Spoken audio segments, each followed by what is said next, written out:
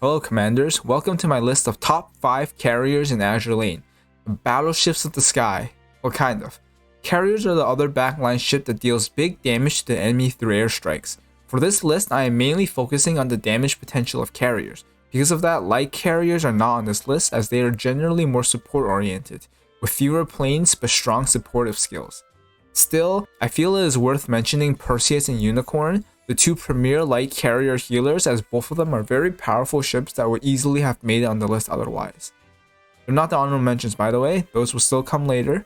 And of course, these are based on my opinions. Feel free to leave a comment if you disagree, or like and subscribe if you do agree. Number 5. Aquila. It's fitting that Aquila is the first ship on the list because she always fires first. Equipping a dive bomber in her second slot turns her into a powerful preload carrier with stronger and faster airstrikes. She also gets a chance at an additional barrage every airstrike that adds to her damage.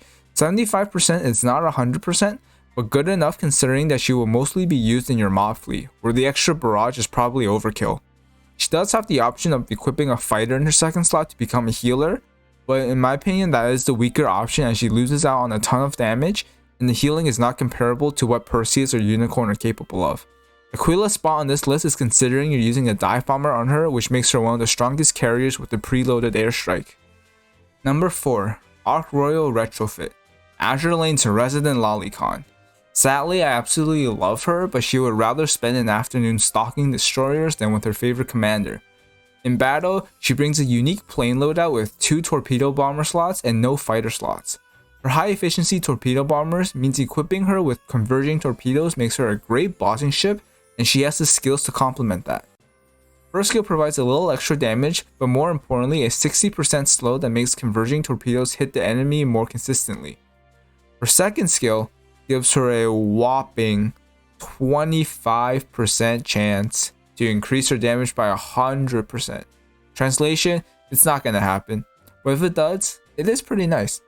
Retrofit skill is much better as it is a guaranteed barrage that reduces enemy anti-air by 8%, which increases the damage of all carriers in your fleet.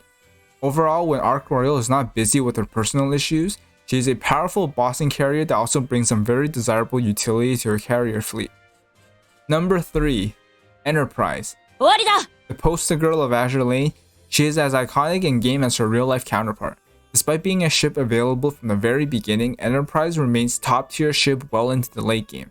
I don't think I need to explain why she's on this list, but there's not much to explain anyway, so I'll just do it. Her one and only skill gives a 70% chance to double damage while evading all incoming damage. This provides Enterprise with a surprising amount of damage and survivability. For comparison, Arc Royal, which we just saw, had a similar skill with only a 25% chance and it didn't evade any damage. Enterprise's only downside is her consistency. 70% is high enough where you can realistically expect it to trigger once or twice per battle, but on the off chance that the skill doesn't trigger at all, you are left with a vanilla carrier with relatively low efficiencies and no other skills to help herself or the fleet. If you're wondering why she's third then, well, that's because Enterprise fans are scary people. Now let's do the honorable mentions, as I'm pretty sure everyone can guess who the top 2 carriers are. I have 2 honorable mentions today, and they are August von Parsifal and Shekelov. In my opinion, both ships are comparable to Arc Royal, but each of them are more niche in the armor types they are effective against. August von Parsifal is a great bossing carrier that comes with a slow and is super effective against light and medium armor, even more so if the enemy is a cruiser. A recent Fate Sim made her slow 100% chance, which greatly increased her consistency, making her a great choice as long as you are not fighting heavy armor bosses. Shekelov, the newest research carrier, has a unique plane loadout of 2 dive bombers and 1 torpedo bomber. However, her 1 torpedo bomber slot might as well count as 2 due to her plane count and insanely high efficiency on it. While August von Parsifal was super effective against light and medium armor, Shekelov is super effective against medium and heavy armor with a nice anti-air debuff on enemies too. Shekelov cannot slow, but in exchange she has higher damage potential. And with that, the honorable mentions are done. Every carrier on this list so far is powerful in their own right, but they all pale in comparison to our next 2 ships.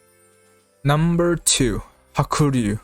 This ship exists to do damage. With the flexible plane loadout and the most powerful dive bombers in the game, she is capable of dealing high damage to anyone that gets in her path. Her skills are very short and simple. Barrage for damage, another barrage for damage, and an aviation buff for more damage. Her only quote-unquote limitation is the need to equip a Sakura Empire aircraft, but that's not really a problem as the best dive armors are from Sakura Empire, and if you haven't made these yet, Ryuseis are also a great choice to fulfill that requirement in the torpedo slot. So unlike some ships where this could be a problem, Hakuryu doesn't give a fuck. And number 1, Shinano. If you're wondering why Shinano is over Hakuryu, just take a look at the length of their skill descriptions. First skill gives a stacking debuff on enemies that increases their damage taken while reducing the damage they deal. Her second skill gives a standard aviation buff along with the barrage that works cross fleet. And her last skill provides a very nice buff to destroyers, herself, and other Sakura Empire carriers. Shinano is right behind Hakuryu in terms of damage potential, and I think a little damage is a small sacrifice when you consider how much more you can get from Shinano. And though I say sacrifice, let's be real.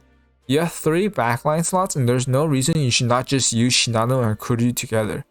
You need 3 Sakura Empire ships for Shinano's 3rd skill to activate anyways.